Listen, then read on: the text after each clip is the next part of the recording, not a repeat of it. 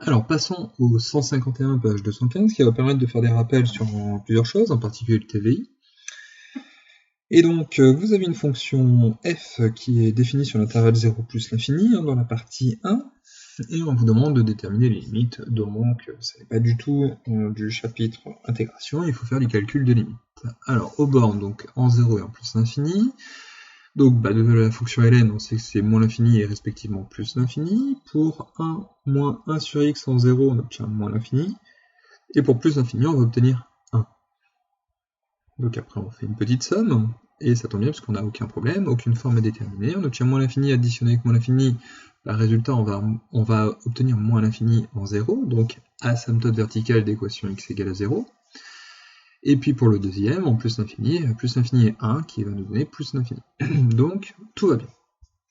Alors pour les variations, on va dériver la fonction f, on obtient dérivée de ln 1 sur x, dérivée de 1 0, dérivée de 1 sur x ça fait moins 1 sur x carré, comme il y a déjà un moins, ça nous fait plus. Et on obtient la somme de deux nombres positifs, c'est donc positif, strictement, et on peut donc déduire que f est strictement croissante, sur l'intervalle 0 plus l'infini.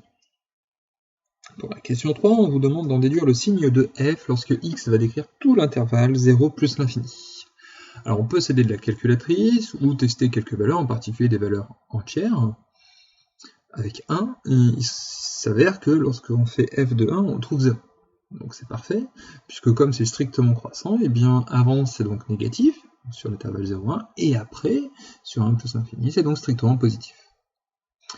Puis, à la question 4, on vous demande de vérifier que grand F est une primitive, donc on ne va pas chercher à primitiver la fonction petit f, mais par contre, il suffit de dériver la fonction grand F que l'on vous donne. Et donc, x fois ln de x, c'est de la forme u fois v, donc u', c'est-à-dire 1 fois v ln de x, plus u fois v', donc x fois 1 sur x qui va nous donner 1, et puis moins ln de x qui va se dériver en moins 1 sur x, et on obtient exactement la fonction petit f. Donc grand f est une primitive de f sur l'intervalle 0 plus l'infini. Question 5, donc ça s'enchaîne plutôt bien, ça se fait bien si on a bien compris tout ce qu'il fallait faire. Démontrer que la fonction grand f est strictement croissante, il faudrait dériver grand f. Ça tombe bien, quand on dérive on obtient petit f. Et ça tombe bien parce que le signe de petit f on le connaît, et sur 1 plus l'infini, petit f est positif. Donc grand f est strictement croissante. On utilise le même raisonnement qu'à la question 2. Question 6, on vous demande de montrer que grand f de x égale à 1 moins 1 sur e admet une unique solution. Unique solution. Tout de suite sur l'intervalle, et en plus on ne saura pas la trouver, ce sera alpha, donc quoi qu'il arrive, corollaire du TVI. Ça tombe bien, sur cet intervalle-là, 1 plus l'infini, on sait que f est strictement croissante, on vient de le démontrer à la question précédente, et que grand f est continu, et bien ça c'est dû au fait que ce soit une primitive, donc c'est dérivable, donc c'est continu. Donc là on a déjà les deux premiers points de notre corollaire du TVI. Il nous en manque un, le fait que 1 moins 1 sur e appartient à l'intervalle, c'est-à-dire qu'avant on est en dessous et après on est au-dessus. Et bien comme on est sur l'intervalle 1 plus infini, si on regarde en 1, on est à 0, donc on est avant 1 moins 1 sur e. Alors comme 1 n'est pas pris, on ne sera pas pile à 0, on sera juste au-dessus, mais 1 moins 1 sur e est largement plus grand. Et en plus l'infini, que se passe-t-il? Eh bien, on factorise par ln, on obtient donc le produit de deux trucs qui vont tendre vers plus l'infini, donc ça tend vers plus l'infini. Et comme 1 moins 1 sur e appartient bien à l'intervalle 0 plus l'infini, eh bien par le corollaire du TVI, l'équation f de x égale à 1 moins 1 sur e met une unique solution, alpha, sur l'intervalle 1 plus l'infini. Et puis dernière question, pour obtenir un encadrement d'amplitude 10 puissance moins 1, eh bien on utilise la calculatrice, et on va trouver que alpha va appartenir à l'intervalle 1,9, 2. On poursuit avec la deuxième colonne, la partie 2, qui a l'air assez longue, c'est parce qu'il y a un dessin avec plein de choses à mettre en place.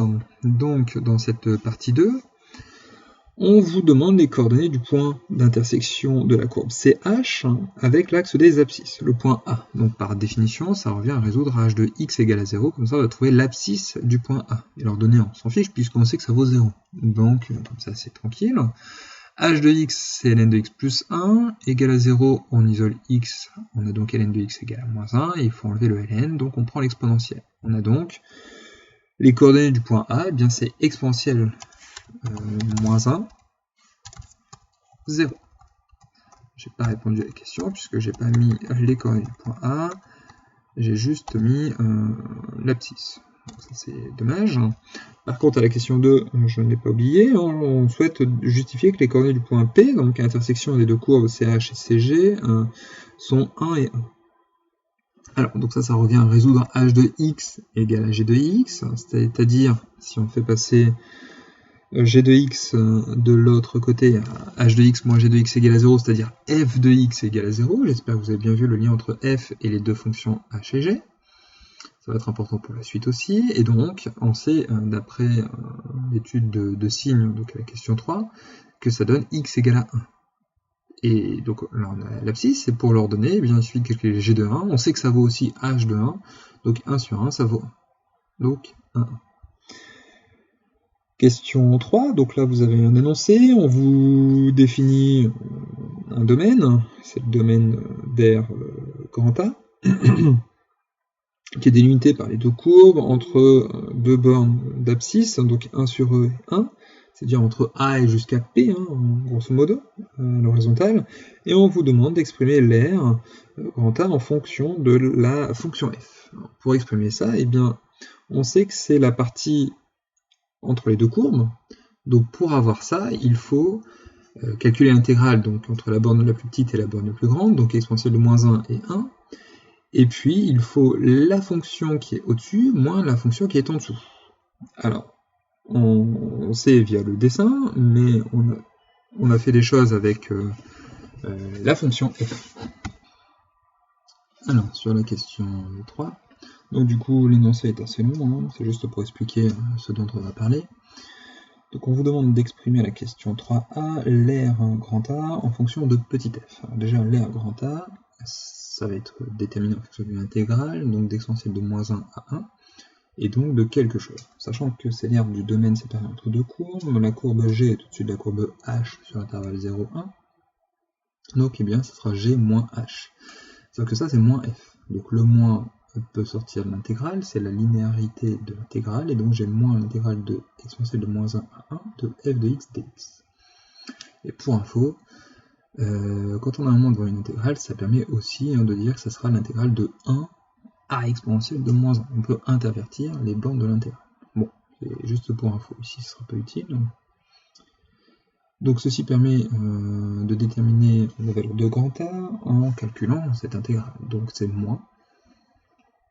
Pour ce moins-là, on prend une primitive de petit f, on l'a trouvé avant, c'est grand F. On met les bornes.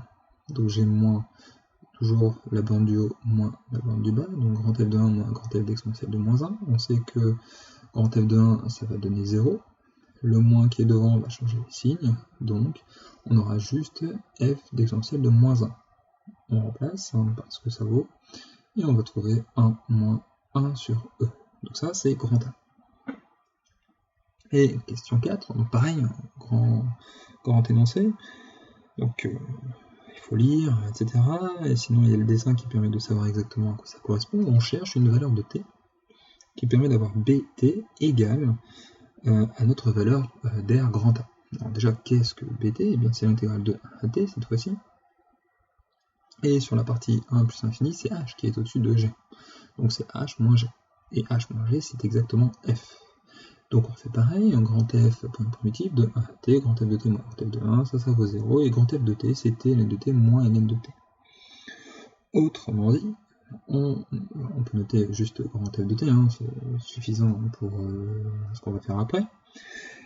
La question B, c'est justement conclure. Donc, on a un objectif, ce qu'on veut, c'est déterminer une valeur de t telle que grand A égale à b de t. C'est juste au-dessus de la question 4a.